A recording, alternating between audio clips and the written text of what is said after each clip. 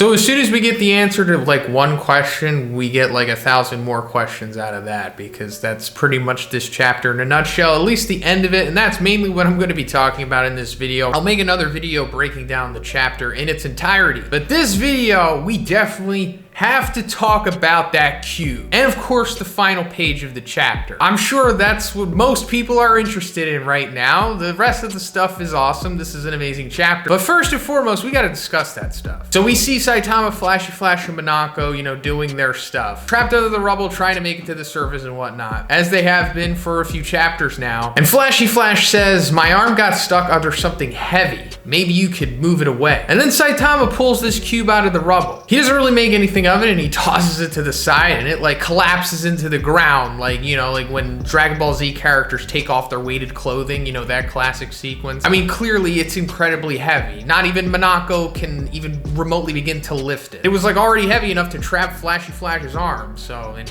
he definitely probably has, you know, superhuman levels of strength. He is like a dragon level threat, at least by my estimation. So what is this cube? Well, I'm pretty sure it's the cube that we saw Blast holding in the previous chapter. I mean, go back to my previous review. I explicitly said that they're showing us this cube for a reason, because it's probably gonna come back into the story, and little did we know, it's coming back in the next chapter right now. And also, before we go further, let me just put some more respect on Blast's name.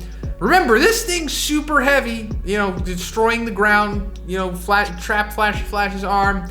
Blast was holding this casually, just the way that Saitama is. So Blast, I think we can straight up confirm right now that he has ridiculous levels of physical strength. So yeah, if you thought the stock in Blast's hype couldn't go any higher, well, here it is. Wait, what's that? You like this fire drip that I got, and you want to know if you can get it yourself? Well, you can. And you can get it through the sponsor of this video, Crunchyroll Crate. That's right, the streaming service that we've all come to love has their own subscription box now. And in it, you can get some sweet drip, like this drippy Noblesse shirt. Honestly, I really like this, and I'm definitely gonna wear this. I mean, come on, this is aesthetic. And then also this Mob Psycho 100 snapback. I mean, I really like this thing. Mob Psycho is one of my favorite series, and I'm sure it is yours too, since you are a follower of this channel. They also sent me like this coin wallet. I don't know what this is from, but I'm sure somebody in the comments will let me know. Also got this little Crunchyroll Hime pin, and also this Shin Kanata High School composition book from A Centaur's Life. Pretty cool. So yeah, please support your boy. Check out the affiliate link in the description for Crunchyroll box. You won't regret it. Thanks again. So anyway, cut to the end of the chapter, and we see the trio again. They're looking through the hole in the, you know, the massive crater that was the end result of Tatsumaki pulling the spear out of the ground. And instead of seeing like what they would naturally see outside, because originally from their perspective, we can see where they are on the map, they would be peering into the crater, but instead they're looking into some kind of cosmic ethereal place, and in it is this huge dude in a fetal position, reminiscent of how Darkshine was a couple chapters back. So who is this massive being? Well, I'm almost positive it's God. Yes, the same being that Homeless Emperor claimed gave him his abilities. And yes, I know this being here doesn't look exactly like the being that visited Homeless Emperor. I only know this, and many other people in the comments, as you'll see, know this, because we know what God truly looks like in the webcomic. And while this isn't a one-for-one recreation of the character that we know in the webcomic, I'm positive this is Murata's version of God, like the actual tangible form of that being. And speaking of the webcomic, this does not happen in that continuity. This is a completely new sequence, which is like really blowing my mind. Okay, so now that we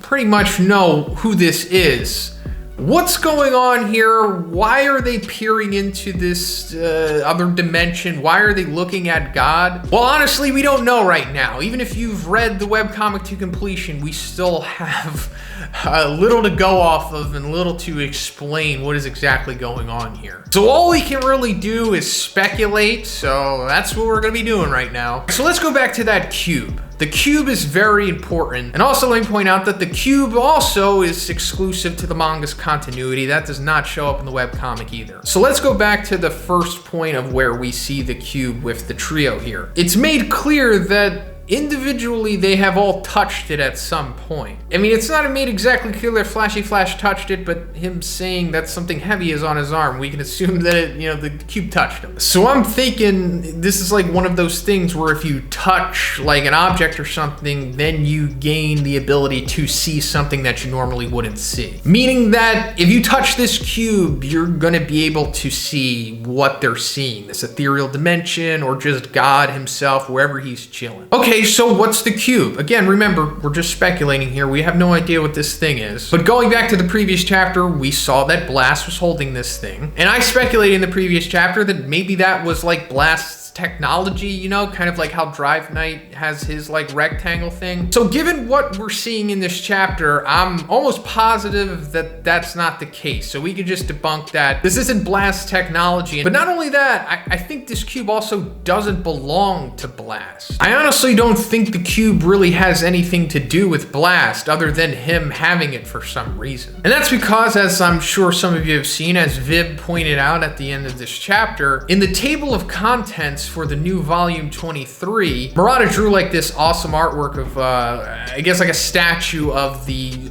architecture of the Monster Association. And if you go down near the bottom, you're gonna see this one level that's like a treasure room almost. And in this treasure room, you can see the cube on like some kind of altar. Now below it, you can also see some like Egyptian inspired stuff. I'm not gonna say it's straight up Egyptian, or just whatever the Egyptian equivalent is in this universe. Matching that up with the seemingly Egyptian iconography here, this might mean that this cube, dates back to that time, thousands of years ago. Meaning that, the Egyptians or whoever they were discovered this thing and maybe realized its true purpose. Meaning that, they touched it and were also able to see God. So, they worship this thing and put it on the altar because it looks like it's, something of importance. Now, how did they pick it up? I don't know. That's a story for another time, or a plot hole for another time. But I think that also